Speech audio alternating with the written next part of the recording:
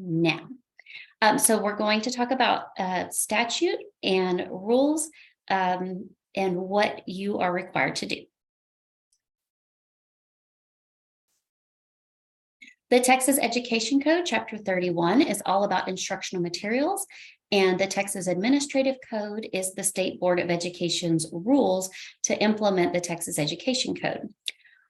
All of the board rules that affect instructional materials are in Chapter 66.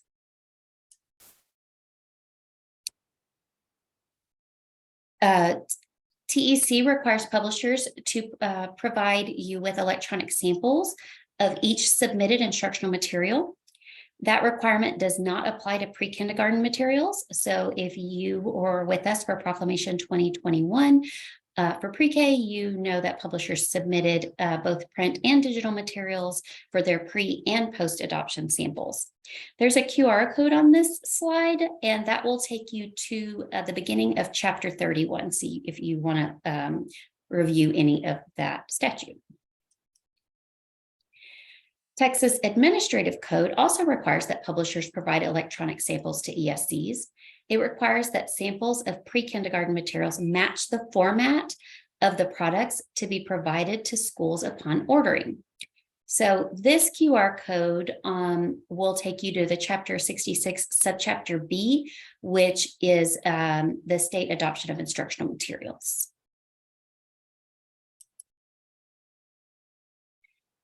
TAC 6639 outlines the specific ESC's responsibilities related to handling and providing access to samples.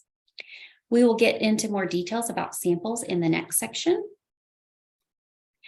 Often during the review, the state review panel finds elements of the standards are not covered, and under certain circumstances, publishers were provided the opportunity to provide new content or new citations. So with TAC 6641F, it requires publishers to provide ESCs with copies of any new content provided and approved by the state review panels.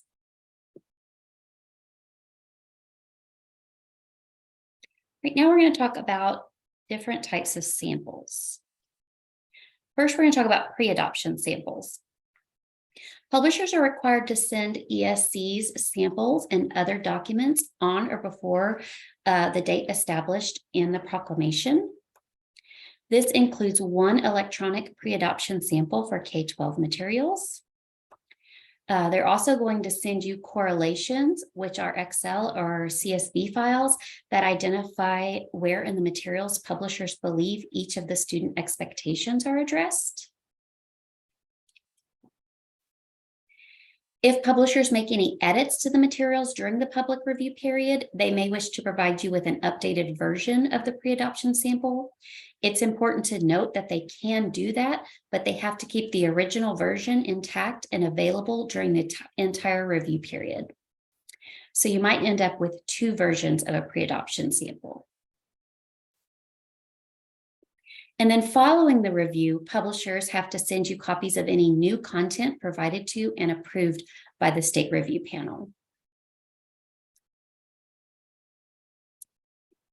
We require that publishers provide access to their materials during the review and adoption process to ensure Texans have an opportunity to review them and provide feedback to the SBOE. These pre-adoption samples should not be used or reproduced without the publisher's permission.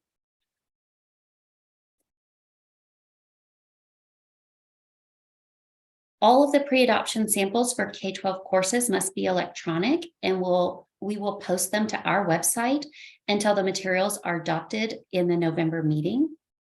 You are encouraged to provide access to those materials by linking to our website, but you may still need to provide people with resources to review the samples. We'll talk more about this later, but that's why we still ask you to provide us with the instruction materials viewing hours, because you might have someone that either doesn't have sufficient internet access or devices that are required to review the sample, and they will still need your assistance in reviewing them.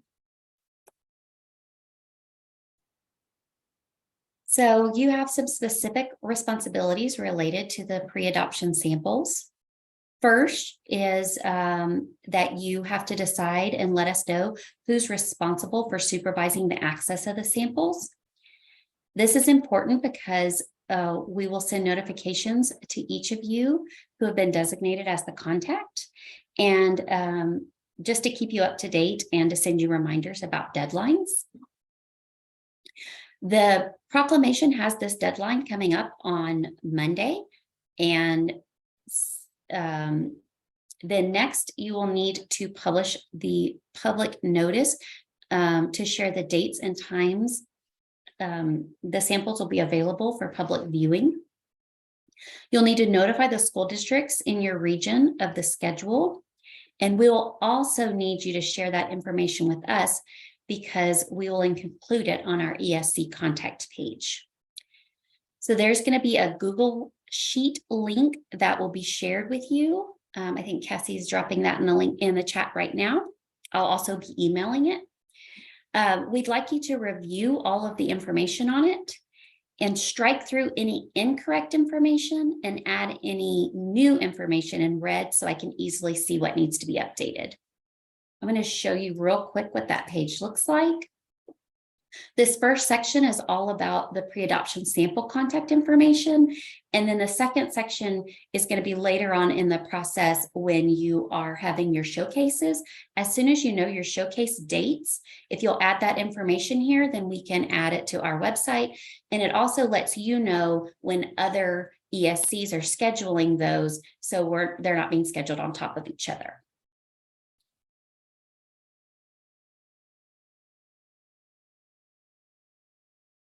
Okay. And then once you receive the samples from the publisher, you must verify that you can log into them using the credentials that they provided. If you're not able to log into the samples or you find that something is missing and you need to notify us so we can help you resolve that issue with the publisher. And then finally, you're responsible for ensuring public access to those samples, and that access must be include a time that is outside of working hours. And those can be by appointment only, or to be able to schedule by appointment.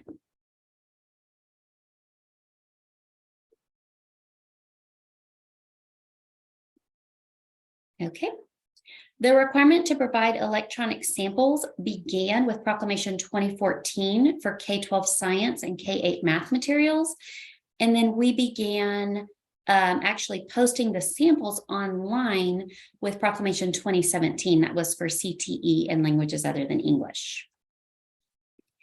If you post access to the pre-adoption samples on your website, you will have to remove it by the due date for the post-adoption samples. And we, of course, on our website, if you're linking to our website, we will remove those at the appropriate times as well.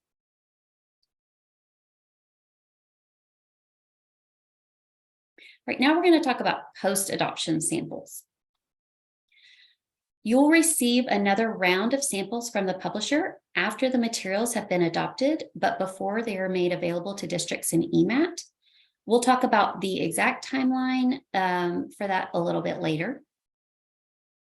But the pre-adoption samples, like the post-adoption samples, are going to both be electronic.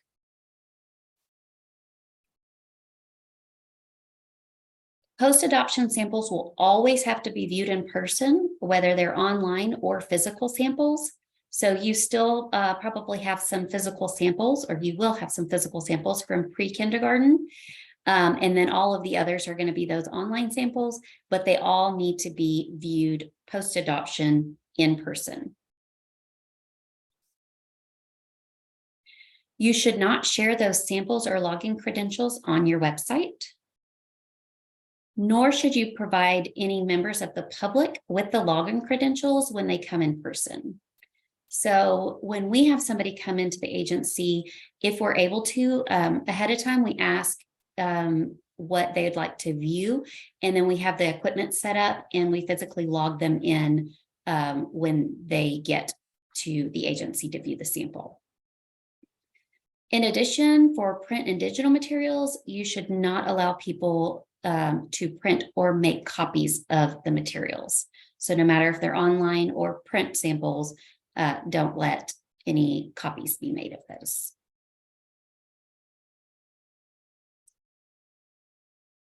Okay, I'm going to pause real quick before we go into the deadlines and see if y'all have any questions just about the samples themselves. You can take yourself off mute if you have a question.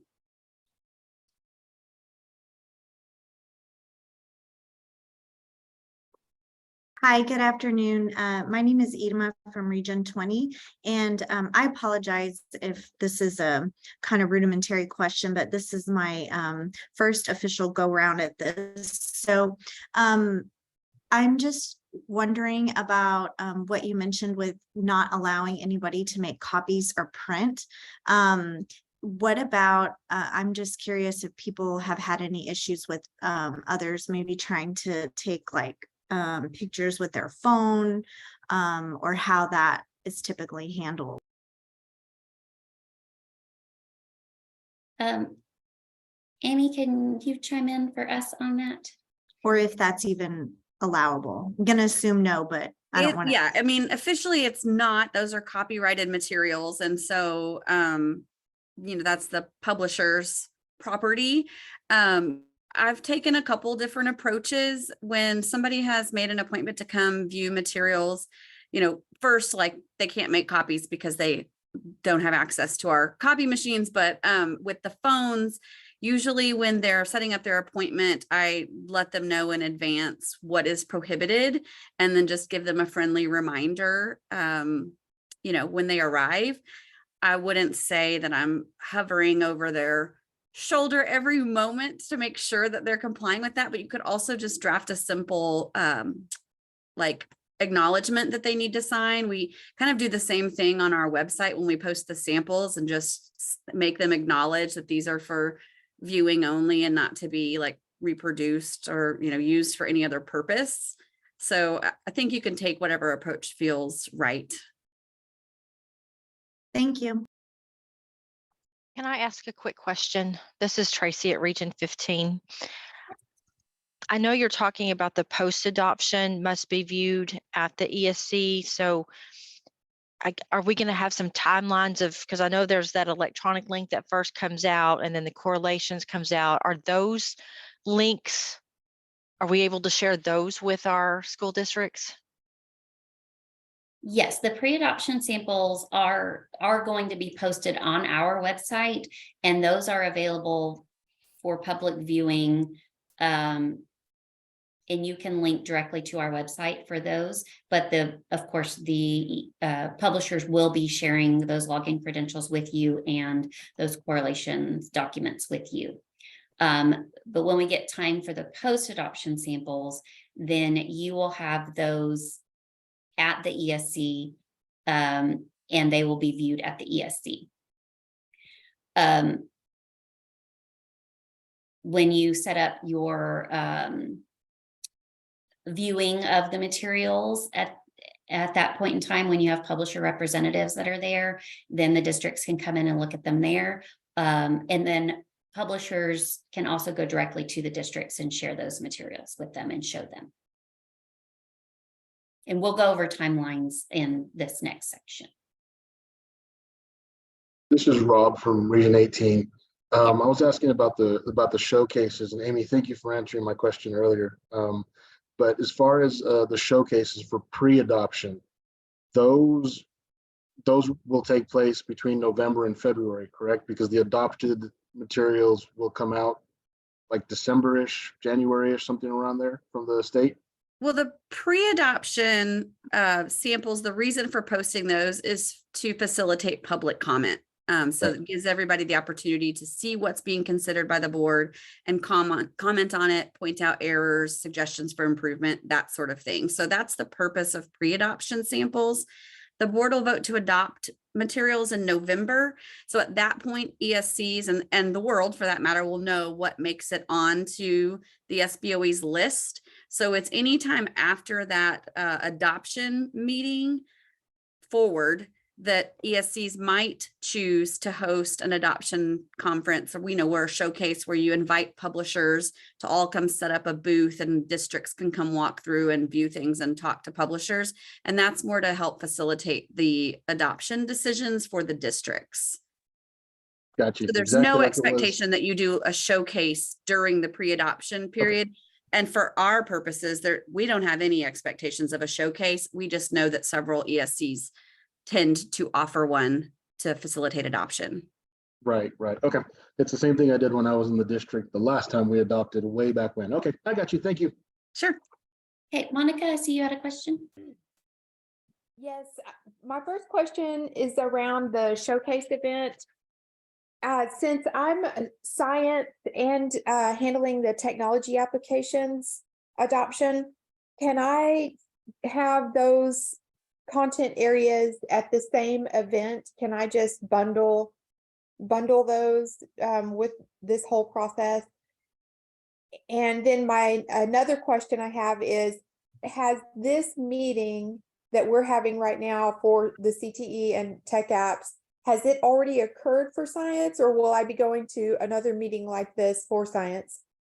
And then my third question is, when at the showcase event, should I invite only publishers that land on the state board list, or should I open it up to anyone who wants to compete for a place in the market? I'm not quite clear on that. Okay, so for your, let's see, your first question was, can you do multiple subjects at the same time for your showcase? And the answer to that is yes. We don't have any requirements related to the showcase. So however you want to run your showcase is how you can run it. So no rules there on our part. Okay. Your second question was whether or not there would be another one of these for science. Yes. And no, this is just a Proclamation 2024, everything that's included, one-stop shop. The rules are all the same for how ESCs handle samples. So we will not hold a separate event. And number 3 was, can you invite publishers who aren't adopted? Yes. Sure. Again, there's no rules about how you run your showcase. I would say there's probably some local policies that govern whether or not districts can attend the conference or the showcase and interact with publishers, depending on where they are in their proposal process. But no, we don't have any restrictions on who you invite to your showcase. Okay, thank you. Okay. Any other questions about the samples themselves? We'll have more time for questions later, so if you think of one later, that's perfectly fine. Okay, now we're going to talk about the proclamations and deadlines. So this is going to cover the current proclamation, which is 2024, future proclamations, and then the Proclamation 2024 deadlines. So Proclamation 2024 includes K-12 science, K-6 Spanish science, technology applications for K-8, several CTE courses, and then personal financial literacy and economics. The board decided not to call for Proclamation 2025. And Proclamation 2026, which is scheduled to be issued in the spring of 24, is set to include K-12 math and CTE courses from subchapter A, agriculture, food, and natural resources. The standards with Proclamation 2024 were adopted in batches, and that created a need for different deadlines.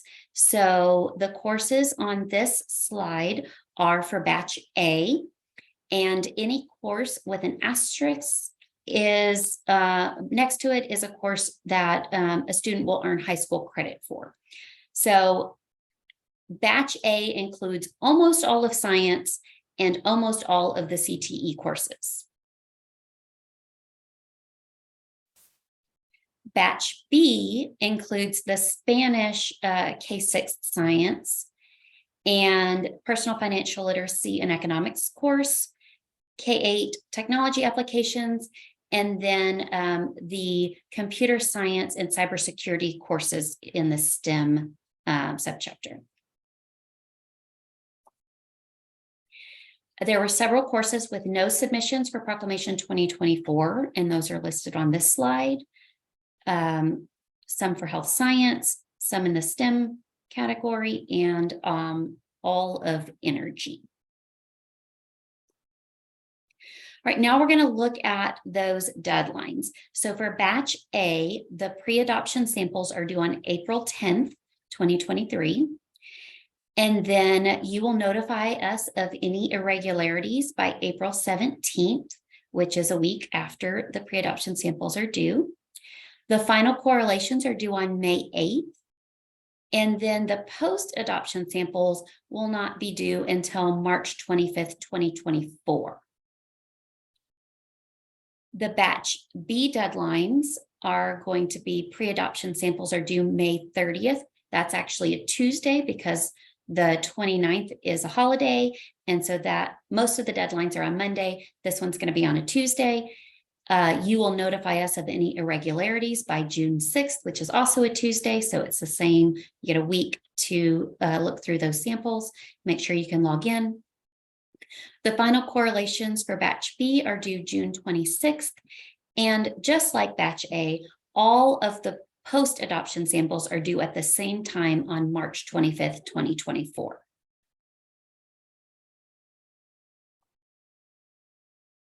Okay, there are several resources. Like I said, we're going to share this deck with you. So I just linked to those resources.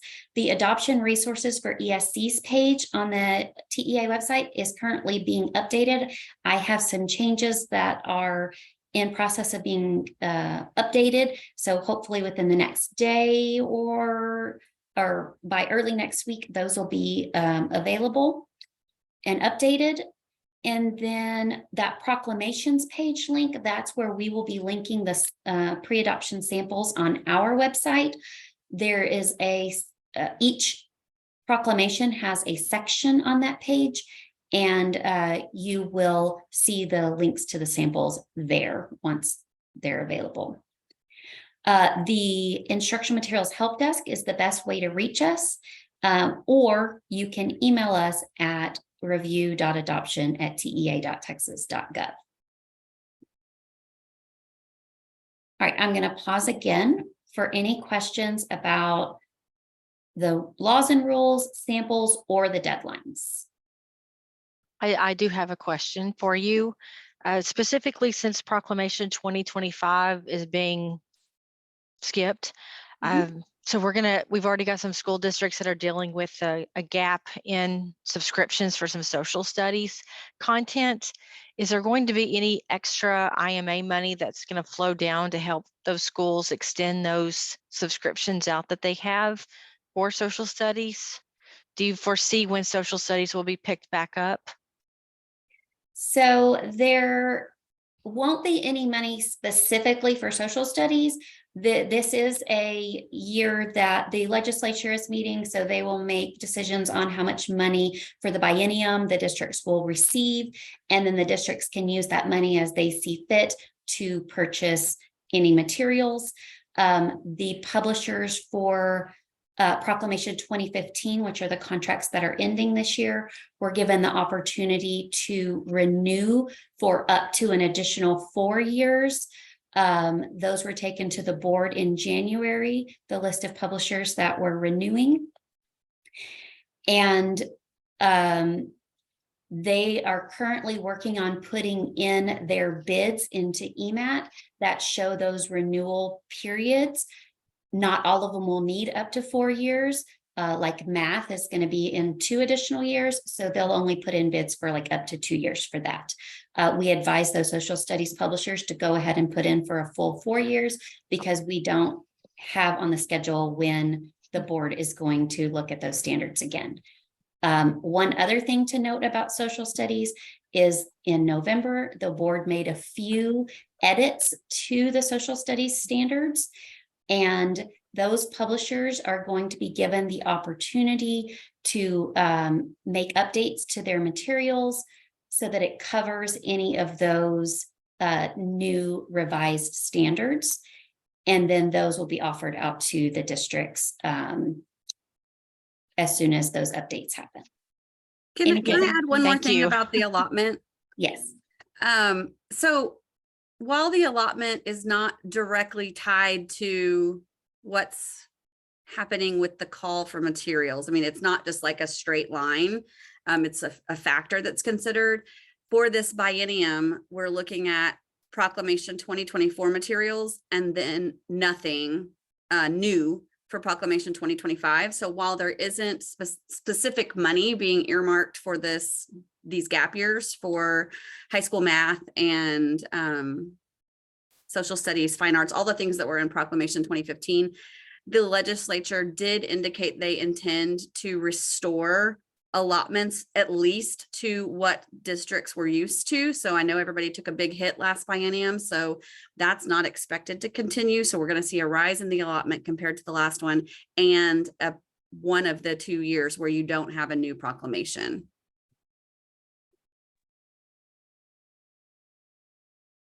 Okay, Amy, was there anything else I need to include about social studies, or did I cover it all? I think that's it. Okay, great. Any other questions? I have a question. Hi, this is Amber from Region 13. I just put the note in the chat. I understand the process and all the information you just went over, with the exception of that last question where you're talking about the materials allotment dollar amount. Where can I locate information to better educate myself on that so I can help districts? I just dropped a link in the chat to the allotment page. Okay, thank you. And it's a pretty outdated document that was published by the Legislative Budget Board, but it's one that I refer back to a lot to understand like all the phases of how the money trickles down from the various funds to get to the allotment. So I'll share that as well. Just know that it's old, and during that time period between then and now, some of the terminology has changed. Like it was just the IMA, and then it was the TIMA, and now it's the IMTA, but the general information in there is still accurate. Thanks, that will be helpful. Okay, we are going to move forward, and There is one more question, Oh. if we can ask, that Jana put in there. She wanted to just clarification on vendors will vendors be required to provide updates for the few changes made in social studies, or are they encouraged to provide updates? Amy, I'm going to let you take that one. Sure. We will be communicating with all adopted social studies publishers who chose to renew their contracts and extend the opportunity to them to submit their updates.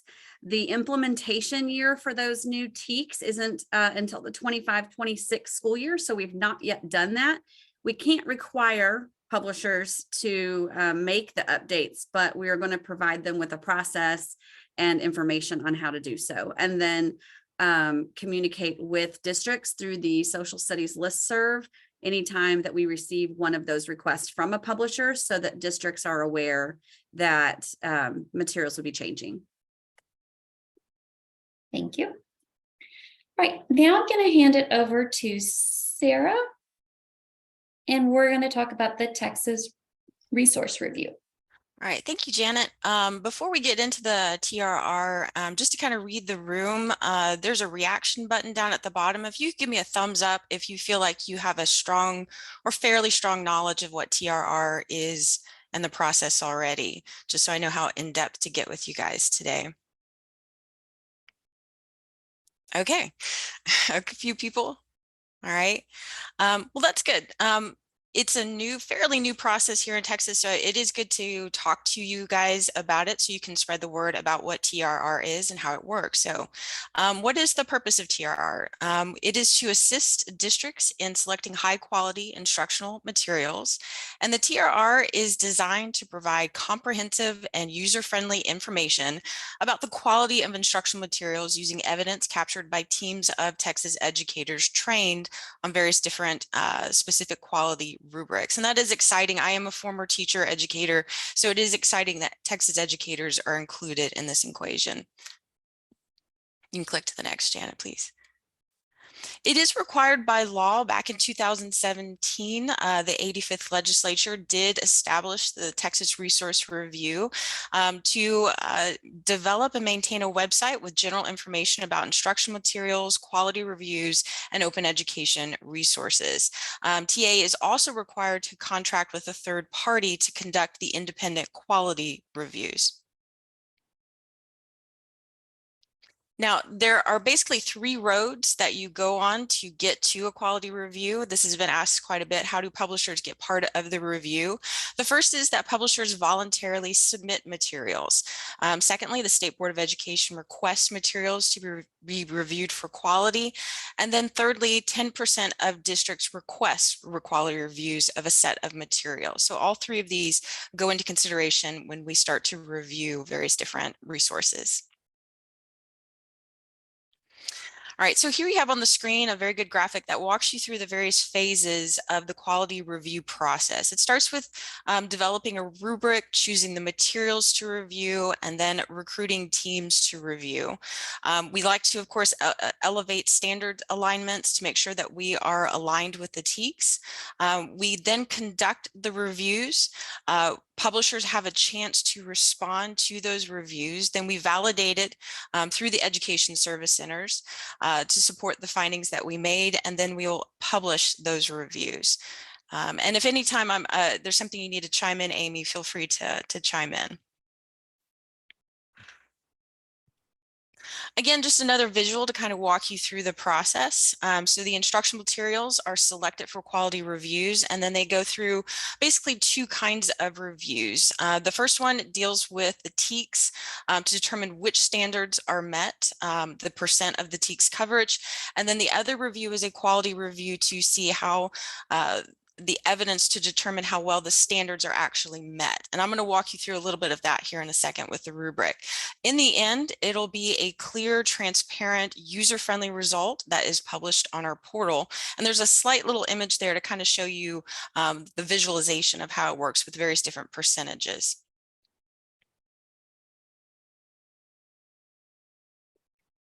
All right, so the rubrics are a unique language, and so it's important to understand the language that goes with it. They're divided by category, section, subsection, indicator, and guidance. And a lot of this is to make sure that they are very quality rubrics and that they cover the TEKS very well and various different components.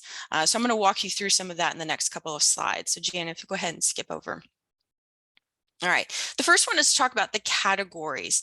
The first one is the State Board of Education review. This is to make sure, of course, that everything is aligned to the TEKS and also the ELPs. Then underneath that, we have various different content and instructional concepts that deal with how well the standards are actually addressed in the instructional materials. Then there is educator supports. And as a former educator, this one is important to me because I need to know that these materials help the teachers in the classroom.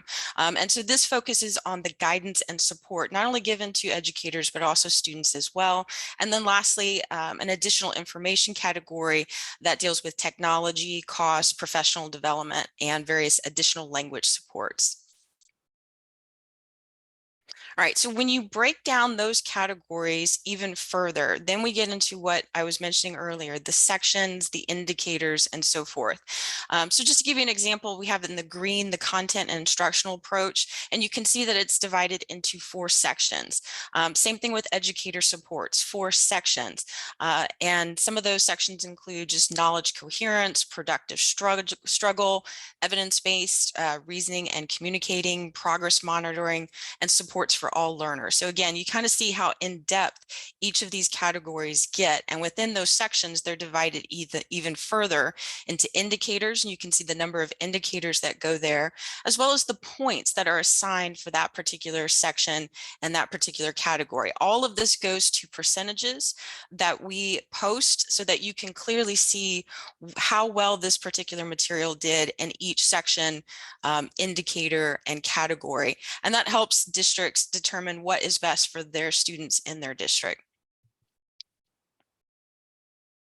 just kind of give you an example of what we're talking about when we say indicator and guidance and so forth. So here's an example from the knowledge coherence. So this is in the category about content, and you can see on the left, and I know this is kind of small. Again, you'll have access to this slide so you can look at it a little bit closer, but we have the science rubric example here. So you can see on the left, we have an indicator number, and the indicator is looking for intentional knowledge building within and across units and grade level. And then the guidance bullets go into further detail of what that means. And then there is a scoring. Usually there is a did not meet, sort of in the middle, and high, meets all. So the indicator is looking for content that helps teachers understand the TEKS and how they connect within and across grade levels. And then here's another example. This one goes with the educator support, and this one is support for all learners. So for students who are not on grade level, above or below, and for various different languages as well. So again, it breaks it down from indicator and then further down into the guidance bullets with the scoring numbers as well. And these rubrics, guys, are published on our website, so you have access to them. You can look at them and see how detailed these various different rubrics go. All right, a little bit about the timeline for science. So we are right now in the reviewer and recruitment phase. Pretty soon in the spring, we'll start with reviewer training, and then we'll actually get into the quality review between May and June. In July, publisher appeals will happen, and then we'll start to finalize the reports, and we're going to aim to have the reports published in August of 2023. If you want to know more about the TRR and the process, this is all on our website. And just like Janet had said before, you can contact us through that website as well. And we'll get back to you and try to answer any questions that you have. So I'm going to turn it back over to Janet at this time. Thank you. All right. We're going to pause one more time for any questions. And then also there's a QR code on your screen now. We really would like your feedback. So if you could scan the code and let us know about, take a short survey about today's session. The link to the survey is also put in the chat. And if you have any questions about anything we've covered so far, come off mute and let us know. This is Lori at Region 10. Just a quick clarification. The TRR, is that the same process that is used to look at the materials that have been submitted for the proclamation to get approved, or is that something totally different? So the TRR will use the State Board of Education's review and adoption process to get the standards alignment, but then the TRR goes much further by using the quality rubric to dig deeper into the materials, where the State Board's standards alignment process is just looking to see if a standard is covered or not covered. And Amy or Sarah, do you want to chime in or share anything else about that? I think the only other thing I would share is something that I dropped into the chat, which is that for Proclamation 2024, we will be reviewing the K-8 science materials and certain high school science materials through both the SBOE standards alignment and the TRR. And we'll have all of that information available to the public, the SBOE, you all, everyone, prior to that November meeting where the board will be making their decisions on what to adopt.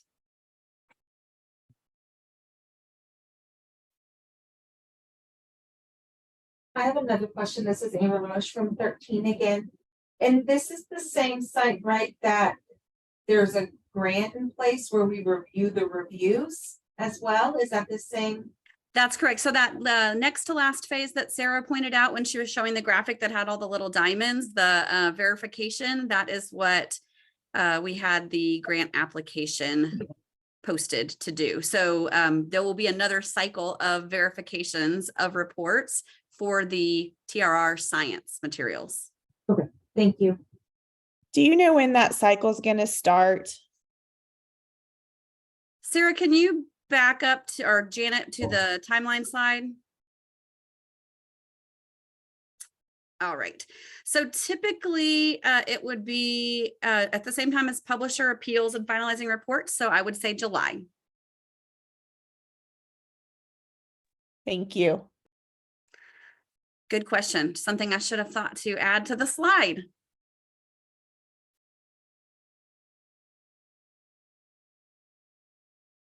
Any other questions?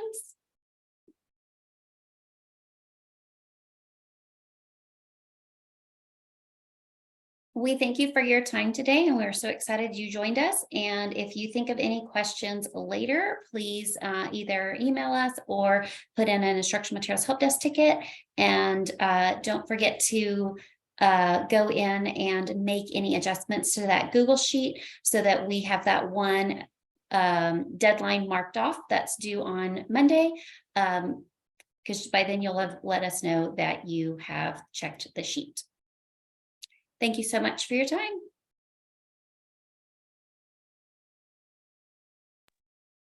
Can I ask a quick question I just thought of? I'm so sorry. Sure. Of course. I hate to be that person, but on the sheet, I guess are there any requirements around like the viewing? I guess they're like preview times or something that we have to indicate on there. So let me show the sheet again. So you'll have your viewing hours available, and then any notes that you want shared.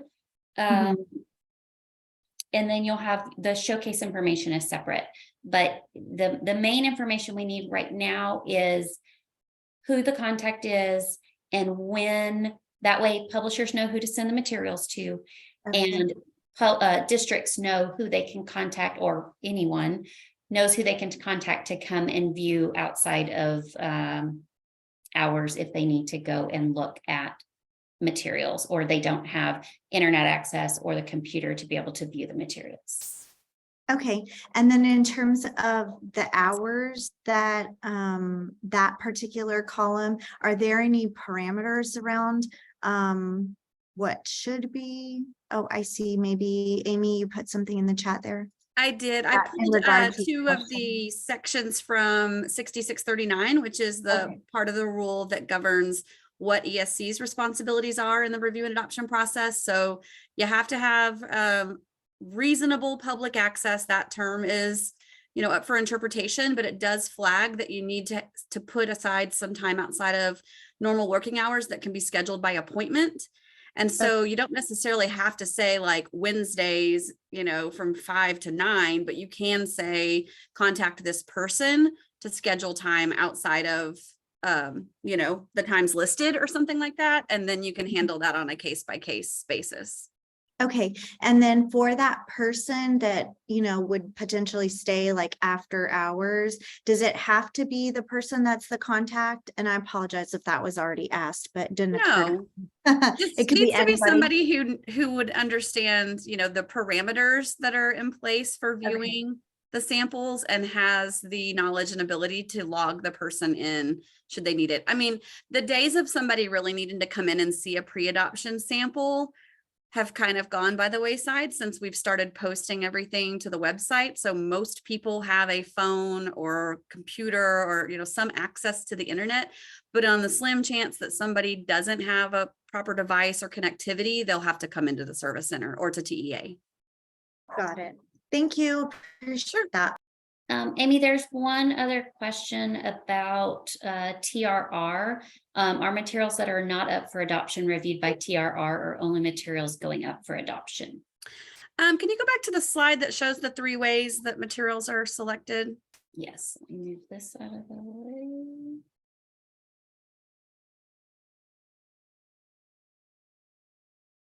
Okay, perfect. So the Proclamation 2024 materials for science fall into that category number 2 because the SBOE is considering those materials for adoption and has requested that we also put those through the TRR. The other 2 ways that something can be selected is through voluntary publisher submission. So we will post an application for publishers who are interested, who weren't interested in the SBOE's process. And then we can also accept nominations by 10% or more of districts. All of that is subject to capacity. So just depending on how many of the district requests and voluntary publisher submissions we get, we kind of have to prioritize what we can review should we get too much interest. And I can put a link in the chat, if I can grab it real quick, to the nomination form for districts. So if you or any of your district counterparts want to nominate something, then there's certainly a way, a little quick smart sheet form that you can fill out and put something on the list. We also asked about it on the TEAC certification form. So some folks already nominated things.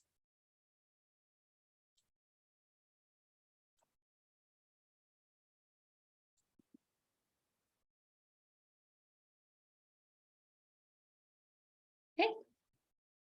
Any final questions? All right, well, thank you for your time today. We really appreciate you joining us. Thank you.